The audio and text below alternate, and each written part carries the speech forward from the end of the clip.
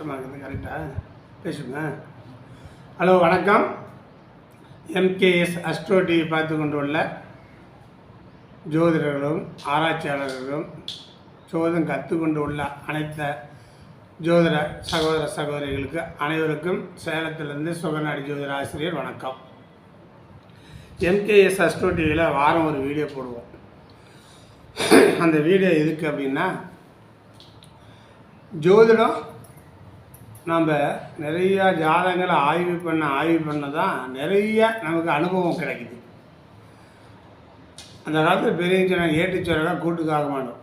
நீங்கள் என்ன தான் புக்கில் படித்தாலும், குரு வழியில் படித்தாலும், ஜோதிடம் பார்க்க நம்ம படித்ததும் சொல்லி கொடுத்ததும் ஜாதகம் பார்க்க தான் அனுபவம் நிறைய கிடைக்கும். அப்படி ஒரு ஜாதகத்தில் பார்த்து அசந்து போன ஒரு ஜாதகத்தை சொன்னோம்னா ஆமாங்கிறாங்க இல்லையா, அந்த ஜாதகம் தான் இப்போ உங்களுக்கு போர்டில் போட்டிருக்கிறேன். நாங்களும் வீடியோவில் ஒரு ரூபா காமிச்சோம் பாருங்கள். அப்படி இல்லைன்னா நான் ஒரு தடவை சொல்கிறேன், நீங்கள் நோட் போட்டு எழுதிக்கலாம். இது ஒரு பெண் குழந்தை ஜாதகம். 6/2/2023 1:35 AM சென்னையில் பிறந்தது வச்சுக்கிங்க. துலா லக்னம், லக்னத்தில் கேது மாந்தி, லக்னத்துக்கு 3ல் புதன், 4ல் சூரியன், 5ல் சனி சுக்கிரன், 6ல் குரு, 7ல் ராகு, 8ல் செவ்வாய், 10ல் சந்திரன். இது ராசி கட்டம். நவாம்ச கட்டம் பார்த்தீங்கன்னா, மிதுன லக்னம், லக்னத்தில் செவ்வாய், கடகத்தில் சூரியன், சிம்மத்தில் ராகு, துலாவில் குரு சனி, தனுசில் புதன், மகரத்தில் சந்திரன், கும்பத்தில் கேது, மீனத்தில் சுக்கிரன். இது ராசி கட்டம். ராசி கட்டம் நவாம்ச கட்டம் தான் நமக்கு போதும். பிறந்த காலத்தில் புதன் திசை 10 வருஷம் 1 மாதம் 19 நாள். வயசு போட்டு கழிச்சிட்டிங்கன்னா இப்போ புதன் திசையில் ராகு புத்தி ஓடுது. நம்மக்கிட்ட ஜாதகம் பார்க்குறதுக்கு ஆன்லைனில் தான் அனுப்பிச்சாங்க. நான் இந்த ஜாதகத்தை பார்த்துட்டு சொன்னேன், இந்த குழந்தை பிறந்து ஒரு 2 வருஷம் அப்பா அம்மா ஒற்றுமை இருந்திருப்பாங்க. இப்போ 2 முடிஞ்சு 3 நடக்குது. 2 வருஷம் அப்பா அம்மா ஒற்றுமை இருந்திருப்பாங்க. அதுக்கு பின்னாடி அப்பா அம்மா பிரிஞ்சுட்டாங்களான்னு கேட்டேன். ஆமான்னு விட்டாங்க. அப்போ ஒரு குழந்தை பிறந்த வேண்டி தாய் தந்தையினுடைய உயர்வை பார்த்து சொல்லணும். உயர்வுன்னா வளர்ச்சி. ஒரு குழந்தை பிறந்தா நிலம் வாங்கலாம், சொத்து வாங்கலாம், ஆடு வாங்கலாம், மாடு வாங்கலாம், கட்டடம் கட்டலாம். இந்த மாதிரி நிறைய சொத்துக்கள் அப்பா அம்மாவுக்கு சேரும். ஒரு குழந்தை பிறந்தா அப்பா அம்மாவுடைய சொத்து பற்றெல்லாம் விற்றுறாங்க. பாசிட்டிவும் இருக்குது, நெகட்டிவும் இருக்குது. ஒரு குழந்தை பிறந்தா அப்பா அம்மாவுக்கு நீண்ட ஆயுளை கொடுக்கறது இருக்குது. அப்பா அம்மா அந்த குழந்தை பிறந்தோன்னா அப்பனும் அம்மாளி 3 மாதம் 6 மாதம் கூட அப்பா அம்மாளை எடுத்துரும். அப்படியும் இருக்குது. ஒரு குழந்தை பிறந்த காலத்தில் அப்பா அம்மாளுக்கு ஒற்றுமை கொடுக்கும். கணவன் மனைவி ஒன்று சேர்ந்து சம்பாதிச்சு குடும்பம் நடத்துவாங்க. அடுத்த வாரிசு உருவாகும். இப்படிங்க எண்ணற்ற விதிமுறைகளை ஒரு குழந்தை பிறந்த உடனே பார்க்கலாம். அப்போ நாம் இந்த ஜாதகத்தை பார்த்துட்டு குழந்தை பிறந்து 2 வருஷம் இருந்துட்டு அப்புறம் நம்மளால் பிரிஞ்சுட்டாங்க, டைவர்ஸ் ஆகிடுச்சுன்னா டைவர்ஸு கோர்ட்டில் கொடுத்துட்டாங்க. அப்படியே கோர்ட்டில் கேஸ் நடக்குது. எப்போ டைவர்ஸ் கிடைக்கும்னு கேட்குறாங்க. கிடைச்சுன்னு 1 வருஷத்துக்குள்ளே கிடைச்சுன்னு நம்ம சொல்லிடுறோம்.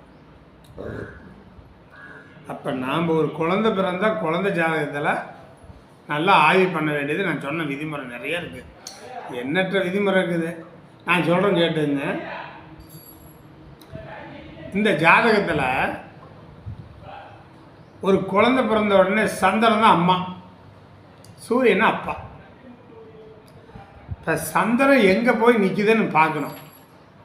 இப்போ இந்த ஜாதகத்தில் துலாவில் இருக்கிறது 10ல் சந்திரன், துலாவில் இருக்கிறதுக்கு 4ல் சூரியன். சூரியனும் சந்திரனும் கேந்திரத்திலே இருக்குது. 1க்கு 1 7 கேந்திரம், 4 10ல் கேந்திரம். பௌர்ணமி யோகம் நல்லா தானே இருக்குது அப்படின்னு நீங்கள் எடுத்துக்கூடாது. நான் சொல்கிறத நல்லா உள்வாங்கிக்கிங்க, நல்லா ஆராய்ச்சி பண்ணுங்க, அற்புதமாக சோதிச்சு சொல்லலாம். எப்படின்னு கேளுங்க. சந்திரன் எந்த நட்சத்திரத்தில் இருக்குதுன்னு பார்க்கணும். சந்திரன் நின்ற நட்சத்திராதிபதி யார் இந்த ஜாதகத்தில் கேட்டீங்கன்னா, சந்திரன் ஆயில்லையும் 2ஆம் பாதத்தில் உட்காந்துக்குது. அப்போ சந்திரன் வந்து புதனுடைய நட்சத்திரத்தில் உட்காந்துக்குது. அந்த சந்திரனும் புதனும் கலந்து 90% புதனாகவே நிற்பார். அது அம்மா, சந்திரன் அம்மாவாக இருக்குது. சந்திரனுக்கு நேர் 7ல் சூரியன் உட்காந்துங்க சந்திரங்க. இப்போ புதனுக்கு நேர் 7ல் வந்து சந்திரன் இருக்கிறதா தான் அர்த்தம். இந்த புதனுக்கு 9 கோள்களில் புதனுக்கு பகையான கிரகம் யாரானா சந்திரன் தான். புதனுக்கு 9 கோள்கள்லையுமே ஒரு கிரகம் பகையான கிரகம்னா சந்திரன் தான். அப்போ சந்திரன் வந்து புதனோட காலம் புதனாக தான் மாறி இருக்கும். அந்த சந்திரனும் புதனும் அதை சேர்ந்து நிற்கும் போது 7ல் சூரியன்னா அப்பா, சந்திரன் புதன்கால், புதன் நேர் 7ல் சூரியன் சந்திரங்கால், புதனுக்கு பகையான கால் இருக்குது. சந்திரனும் புதனும் ஒரு அணி, இங்கே சூரியனும் சந்திரனும் ஒரு அணி. இந்த புதனுக்கு அம்மாவுக்கு கணவனை பிடிக்காது, அப்பனை பிடிக்காது. அப்பனை நீக்கி விட்டுணும்னு அந்த அம்மா இந்த குழந்தை பொறுத்தவரை அம்மாவுக்கு மனசில் வந்துடும். அப்படி தான் வந்துச்சான். அது ஏன் அப்படி வந்துச்சு அப்படின்னு கேட்டிங்கன்னா, சந்திரன் 10ஆம் பாவத்தில் இருக்குது, அம்மாவுக்கு உத்தியோகம் நல்லா இருக்குது. 7ல் சூரியன் சந்திரங்காலில் இருக்குது, கடுமையான பகை. சந்திரன் அந்த இடத்துல சூரியன் பகை. அப்போ ஒரு ஊதாரித்தனமானது, அப்பனுக்கு எந்த வேலை வெட்டி இல்லையா. அந்த இந்த குழந்தையோட அம்மா உத்தியோகம் பார்க்குற கம்பெனியில் வேலை செய்யுது, 1,50,000 லட்சம் சம்பளம். இவன் எந்த வேலையுமே செய்யலையாம். ஏதோ கல்யாணம் பண்ணும்போது அந்த வேலை இருக்குது இந்த வேலை இருக்குது அப்படி இப்படி சொல்லி கல்யாணம் பண்ணிடுறாங்க.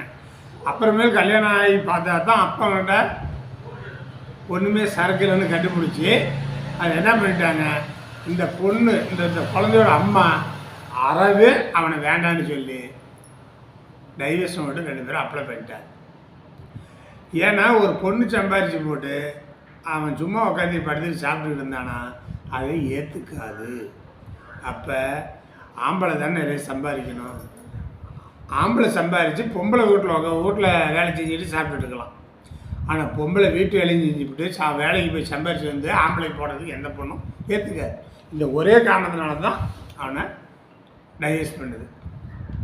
அப்போ நாம் ஒரு ஜாதகம் ஆய்வு பண்ண ஒரு ஆணோ பொண்ணோ குழந்தை பிறந்துச்சுன்னா இந்த நிலையில் நீங்கள் ஆய்வு பண்ணி பாருங்கள், அற்புதமாக இருக்கும். அடுத்தது இன்னொரு ஜோசியம் பார்க்கணுன்னா சும்மாலாம் ஜோசியம் பார்த்து சொல்ல முடியாதுங்க. சாதாரணமான விஷயம்லாம் ஜோதிடத்தை ஆய்வு பண்ணலாம் சொல்ல முடியாது.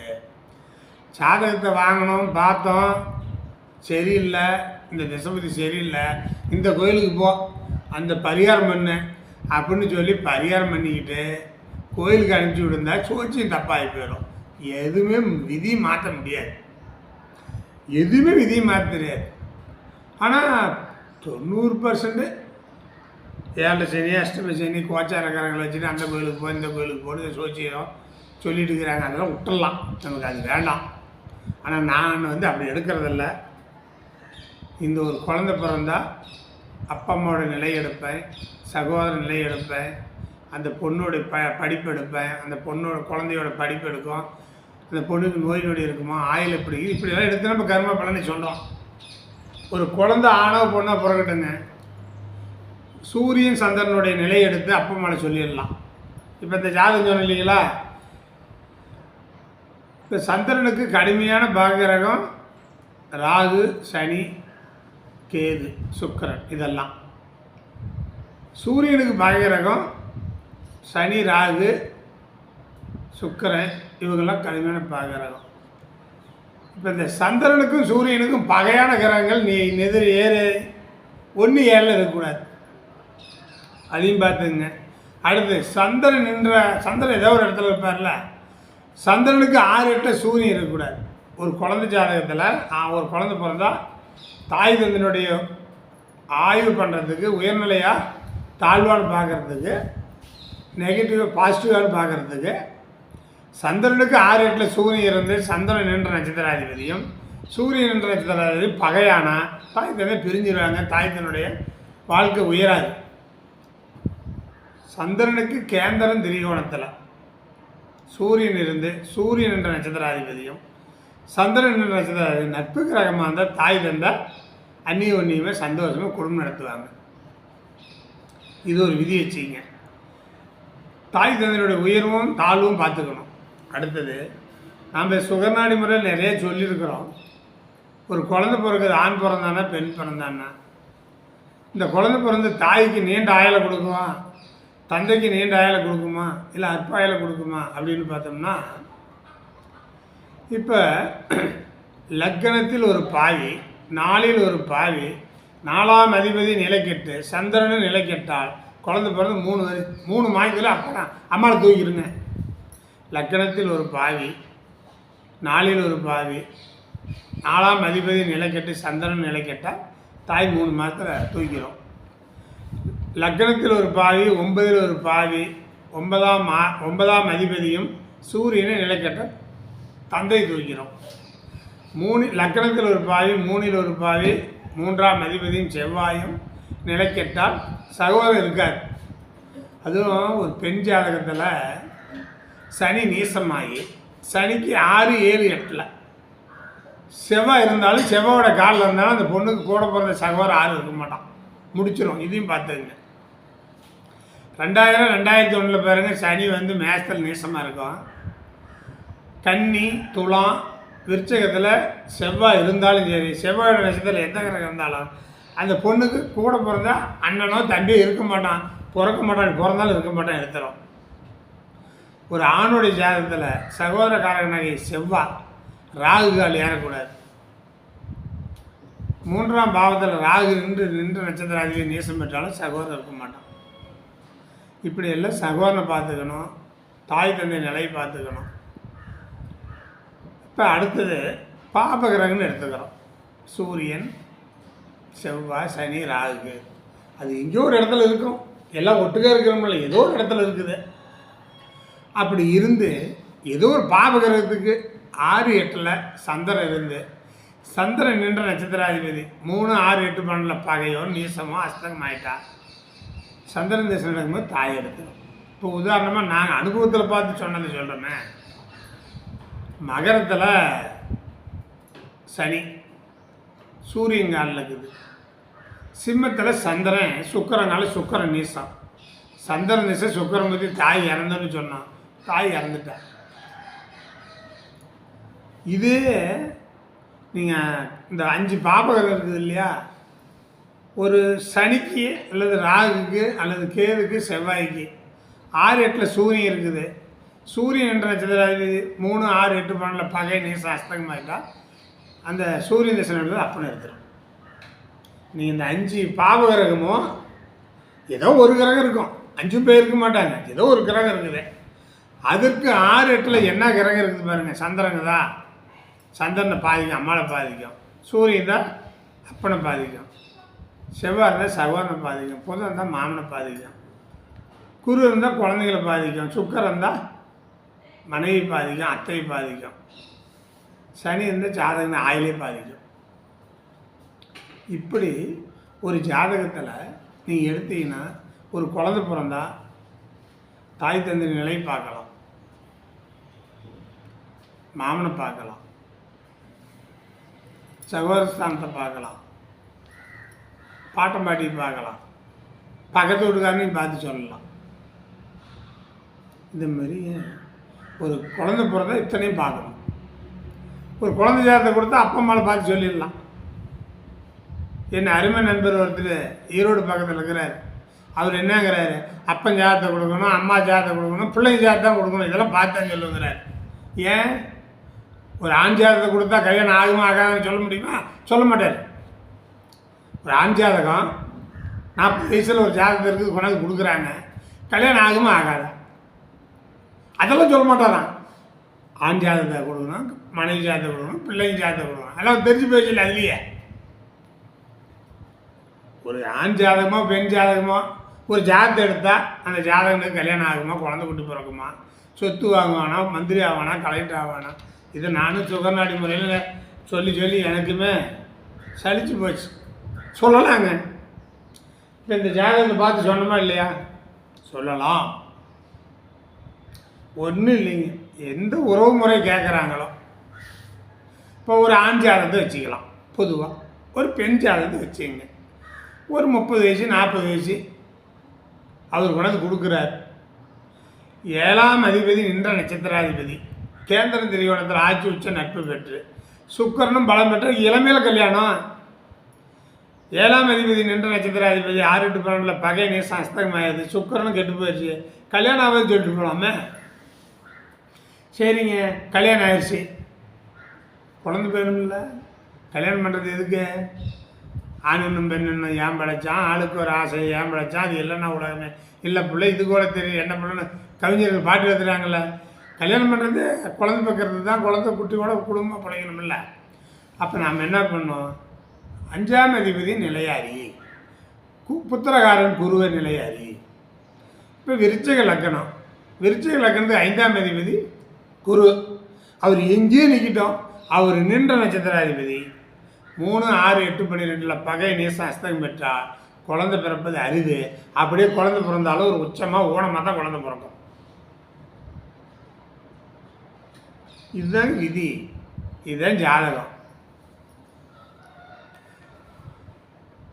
இப்போ விருச்சிக லக்கணத்துக்கு தான் 2 ஆதிபத்தியமும் வந்துடும். 5ஆம் அதிபதியாகவும் குரு வருவார். புத்திர காரணம் குரு வருவார். இப்போ மற்ற லக்கணத்துக்கு வரமாட்டார் இல்லையா? அப்போ மற்ற லக்கணத்துக்கு உதாரணமாக மேச லக்கணத்தை வச்சுக்கலாமே. 5ஆம் அதிபதி சூரியன். சூரியன் நிலையேறி குருவோட நிலையேறி ரெண்டும் நின்ற நட்சத்திரம் கேந்திரம் திரிகோணத்தை தான் குழந்தை பிறகுது. ஆண் ராசியிலிருந்து ஆண் குழந்தை, பெண் ராசியிலிருந்து பெண் குழந்தை. 5ஆம் அதிபதி நின்ற நட்சத்திராதிபதியோட நட்சத்திரத்தில் எத்தனை கிரகுதோ அத்தனை குழந்தை. அது அந்த காலத்தில் 10 பேத்துக்கிட்டாங்க. இந்த காலத்தில் எப்படி இருக்கும்? இந்த காலத்தில் ஒரு பையன் ஒரு பொண்ணுன்னா குடும்ப பண்ணிடுறாங்க. ஜோசியம் தப்புன்னு சொல்லுவாங்க. அவனுக்கு நிறைய குழந்தைங்க கூட இருக்கும். இப்படி ஒவ்வொரு லக்கணத்துக்கும் நீங்கள் ஆய்வு பண்ணிக்கலாம். இப்போ ரிஷ்ப லக்கணத்துக்கு 5ஆம் அதிபதி புதன், புத்திரகாரன் குரு, 8ஆம் அதிபதியாக வராது. குரு கெட்டவர் தான். ஆனால் இருந்தாலும் குரு போய் கேந்திரம் திரிகோணத்திலேருந்து அவர் நின்ற நட்சத்திராதிபதி கேந்திரம் திரிகோணத்திலேருந்து கெட்டவரே கூட பையனை கொடுப்பார், பொண்ணை கொடுப்பார். அந்த குருவோடைய நிலையாரி 5ஆம் அதிபதி புதனுடைய நிலையாரிச்சு குழந்தைய சொல்லலாம். சோதிடத்தில் நீ எந்த விதி எந்த முறை கேட்டாலும் சொல்லலாமே. என் நண்பர் பேர் கூட சொல்லிவிடுவாங்க, சங்கடப்படுவார். அவர் தான் ஆண் ஜாதகம் கொடுக்கணும், பெண் ஜாதகம் கொடுக்கணும், பிள்ளைங்க ஜாதகம் கொடுக்கணும், மாமன் கேட்டால் மாமன் ஜாதகம் கொடுக்கணும், மாமனை பார்த்துக்கணும் பேர். அதெல்லாம் ஒரு ஆண் பெண் குழந்தை பிறந்தா 10 வருஷமா 15 வருஷமா 20 வருஷமா 30 வருஷமா ஒரே ஒரு ஆண் ஜாதகத்தை கொடுத்தா அந்த ஜாதத்திலே ஆய்வு பண்ணி ஆலமரம் மாதிரி கிழக்கலையே பிரித்து சொல்லிக்கிட்டே இருக்கலாம். சுகநாடே நாங்கள் அப்படி தான் சொல்கிறோம். அப்படி தான் பழமும் வருது, பழிதும் ஆகுது. அப்போ நம்ம இதுதான் விதிமுறை. இப்படி தான் எடுத்து சொல்லுவோம். பரிகாரம் சொல்லதில்லை, கோயிலுக்கு அனுப்புறதில்ல. பரிகாரம் பண்ணுறது மாதிரி கோயிலுக்கு போய் அவனுடைய ஜாதக விதி மாறுதாலும் எதுக்குங்க? கோயம்புத்தூரில் கங்கா ஹாஸ்பிட்டலில் ஒரு நாளைக்கு 1,00,000 பேர் ஆப்ரேஷன் பண்ணுறான். கோயம்புத்தூரில் கோயம்புத்தூர் ஹாஸ்பிட்டலு ஜிஎம்சின்னு இருக்குது. அதில் ஆயிரக்கணக்கான பேர் 1,00,000 பேர் இருக்கிறான். அதை விடுங்க, எங்கே போனாலும் பெங்களூர் போனீங்கன்னா நாராயண ஹாஸ்பிட்டலில் அங்கே 1,00,000 பேர் நோயாளியாக்குறான். விடு, எந்த மாவட்டத்தில் இருந்தாலும் எல்லா ஆஸ்பத்திரி போதும் ஆஸ்பத்திரியில் கூட்டம் ரொம்ப வலியுது. ஒரு பரிகாரத்தை பண்ணு, கோயிலுக்கு போ, நோய் நொடி தீர்த்துமே. நானாக வேண்டாங்கிறேன். மனிதனுடைய கர்ம பிரச்சனை அனுபவிக்கணும் விதி. கோயிலுக்கு போ, பரிகாரம் பண்ணு. இன்னொரு மீட்டிங்கில் போய் பார்த்துருந்தேன். 27 நட்சத்திரத்துக்கு ஒருத்தர் இந்த கோயிலுக்கு போன்னு விட்டார்.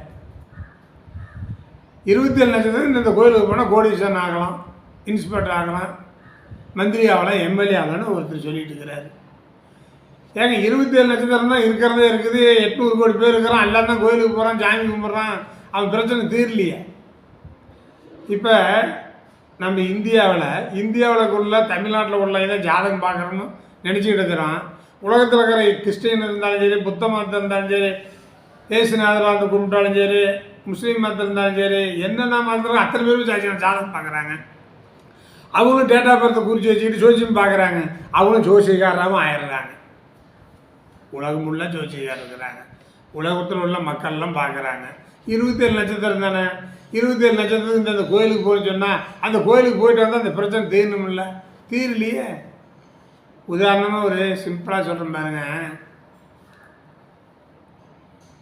2ஆம் இடம் வலது கண்ணு, 12ஆம் இடம் இடது கண்ணு, சூரியன் வலது கண்ணு, சந்திரன் இடது கண்ணு, மேஷ லக்கணம், சூரியன் சந்திரன், சுக்கிரன் குரு 8ல் 2 கண்ணுமே இல்லாத போயிடுச்சு குழந்தை ஒருத்தனுக்கு 2 கண்ணுமே போயிடுச்சு. நான் ஜாதகம் பார்த்தேங்க. மேஷ லக்கணம், 2ஆம் இடம் ரிஷ்பம், சுக்கிரன் வலது கண்ணு, 12ஆம் இடம் குரு இடது கண்ணு, சூரியன் வலது கண்ணு, சந்திரன் இடது கண்ணு, குரு சுக்கிரன் சூரியன் சந்திரன் 4 பேருமே விருச்சகத்தில் 8ல் கண்ணு 2 தெரியாது போயிடுச்சு. அவரு ஒரு நட்சத்திரத்தில் பிறந்திருப்பார்ல, அவர் ஒரு திதியில் பிறந்திருப்பார்ல, அவர் ஒரு கரணத்தில் பிறந்திருப்பார்ல. நீங்கள் சொல்கிறீங்களே திதி யோக காரணத்தில் இந்த கோயிலுக்கு போனேன், அவருக்கு போனால் கண் வந்துடுமா? சரி, அவர் இந்த கண் போகாததுக்கு முன்னே படித்தார், வேலைக்கு போய் நல்லா தான் இருந்தார், நல்ல கோயிலுக்கு போயிருப்பார்ல, நீ சொன்ன மாதிரி சாமி கும்பிட்டுருப்பார்ல, அதெல்லாம் வேலையாகாது. அவனுடைய கர்மம் அனுபவிச்சே தீரணும். இப்போ விதிகள் சொல்கிறோமில்ல, சூரியன் வலது கண், சந்திரன் இடது கண், 2ஆம் இடம் வலது கண், 12ஆம் இடம் இடது கண். எந்த லக்கணத்துக்கு இந்த சூரியன் சந்திரன் 2 12ஆம் அதிபதி 8ஆம் பாவத்தில் இருந்தால் கண் போய் 2 கண்ணுமே இல்லாது போயிடும். சூரியன் பாதிக்கப்பட்ட கண் பார்வை போயிருங்க, சந்திரன் பாதிக்கப்பட்ட கண் பார்வை போங்க. 2ஆம் இடம் 2ஆம் பாவம். இன்னொன்றுங்க, நான் பெரும்பாலும் நிறைய ஜாதகத்தை ஆய்வு பண்ணி பார்த்துட்டேன். ஒரு 40 42 43 வருஷமாக 2ஆம் பாவத்தில் ஒரு நேசகரகம் தான் குடும்பத்தில் பாதிப்பு நிறைய அடைகிறாங்க. 2ஆம் பாவம் தான் குடும்ப அபிவிருத்தி. 2ஆம் அதிபதி நேசமானாலும் குடும்பத்தில் பாதிப்பு அடைகிறாங்க. விதி வேணும்.